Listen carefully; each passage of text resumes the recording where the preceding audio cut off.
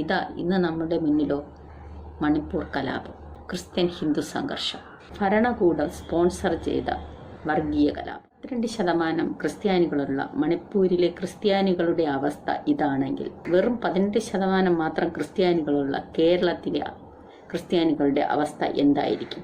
സംഖ്യകളുടെ ട്രൗസറും മണപ്പിച്ചു നടക്കുന്ന ക്രിസംഖ്യകളും പ്ലാമ്പാനിയും ആലഞ്ചേരിയുമൊക്കെ ഓർമ്മിച്ചാൽ നന്നായി. മതങ്ങളെ സൃഷ്ടിച്ചു, മതങ്ങൾ ദൈവങ്ങളെ സൃഷ്ടിച്ചു, മനുഷ്യനും മതങ്ങളും ദൈവങ്ങളും കൂടി മണ്ണു പങ്കുവച്ചു, മനസ്സു പങ്കുവച്ചു. മനുഷ്യൻ മതങ്ങളെ സൃഷ്ടിച്ചു,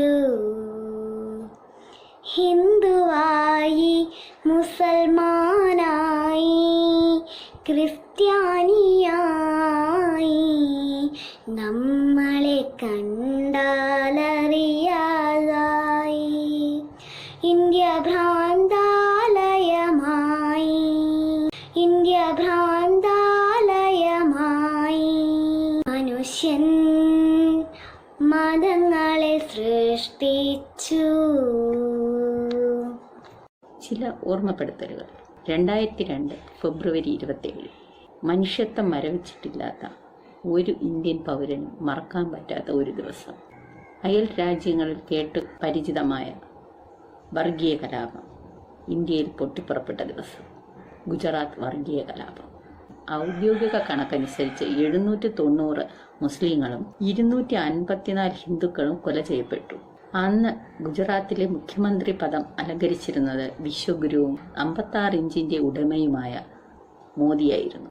പൗരത്വ ഭേദഗതി ആക്ട് 2019 ഭാഗമായി ഡൽഹി ജുമാ മസ്ജിദ്, ഷഹീൽ ബാഗ് എന്നിവിടങ്ങളിൽ ആരംഭിച്ച സമരങ്ങൾക്കു നേരെ ഹിന്ദുത്വ ഭീകരവാദികൾ അഴിച്ചുവിട്ട കലാപം. അതിൽ 53 പേർ കൊല്ലപ്പെട്ടു. ഈ 2 കലാപങ്ങളും മുസ്ലിം വിഭാഗത്തെ ലക്ഷ്യമിട്ടായിരുന്നു. അന്ന് ക്രിസ്ത്യാനികൾ അവർക്ക് നേരെ ഏതൊന്നും സംഭവിക്കില്ല എന്ന വിശ്വാസത്തിലും. ഇതാ ഇന്ന് നമ്മുടെ മുന്നിലോ മണിപ്പൂർ കലാപം, ക്രിസ്ത്യൻ ഹിന്ദു സംഘർഷം. പ്ലാമ്പാനിയും കൂട്ടരും അർമാദിപ്പിൻ. റബ്ബർ വില 1000-ന് മുകളിൽ പോകുമെന്നാണ് റിപ്പോർട്ടുകൾ. ബോണസായി 56 മനുഷ്യജീവനുകളും. ഇതിൽ കൂടുതൽ എന്ത് വേണം? ബ്രിട്ടീഷുകാർ പിന്തുടർന്ന ഭിന്നിപ്പിച്ച് ഭരിക്കൽ തന്ത്രം അവരുടെ ഷൂ നക്കിയായിരുന്ന സവർക്കറുടെ അനുയായികൾ ഇന്ന് ഇന്ത്യയിൽ പിന്തുടരുന്നു. അതിൻ്റെ പരിണിത ഫലങ്ങളാണ് നാം ഇന്ന് ഇന്ത്യയിൽ കണ്ടുകൊണ്ടിരിക്കുന്നത്. മെയ് 3 ബുധനാഴ്ച രാത്രിയാണ് മണിപ്പൂർ കലാപം പൊട്ടിപ്പുറപ്പെടുന്നത്. ജനസംഖ്യാനുപാതത്തിൽ 2 വിഭാഗക്കാരും ഒപ്പത്തിനൊപ്പം. ഹിന്ദുമതം 49.39%, ക്രിസ്തുമതം 41.29%.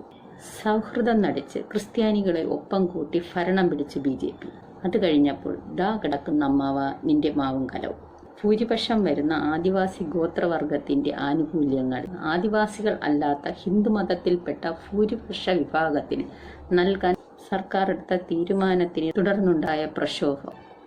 ചുരുക്കത്തിൽ പറഞ്ഞാൽ ഭരണകൂടം സ്പോൺസർ ചെയ്ത വർഗീയ കലാപം. നിലവിൽ ഷൂട്ട് അറ്റ് സൈറ്റ് ഓർഡറുണ്ട്. 8 ജില്ലകളിൽ കർഫ്യൂ പ്രഖ്യാപിച്ചിട്ടുണ്ട്. 5 ദിവസത്തേക്ക് ഇന്റർനെറ്റ് കട്ട് ചെയ്തിട്ടുണ്ട്.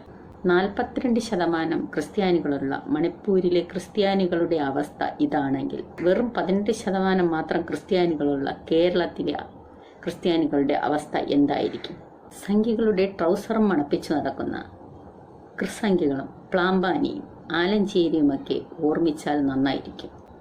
ये चुनाव मणिपुर के आने वाले 25 साल को निर्धारित करने वाले हैं.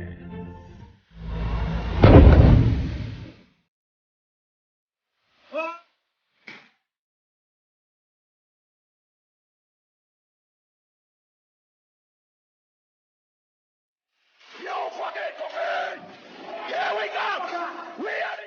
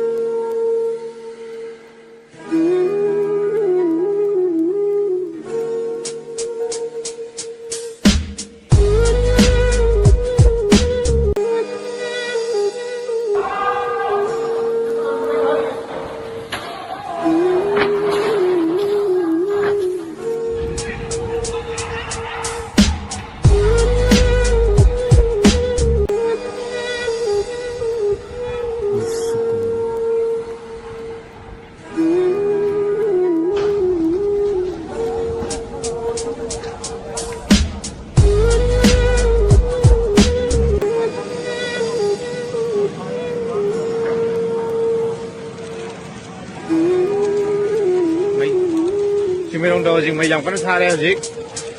Tas kaya may sak ore.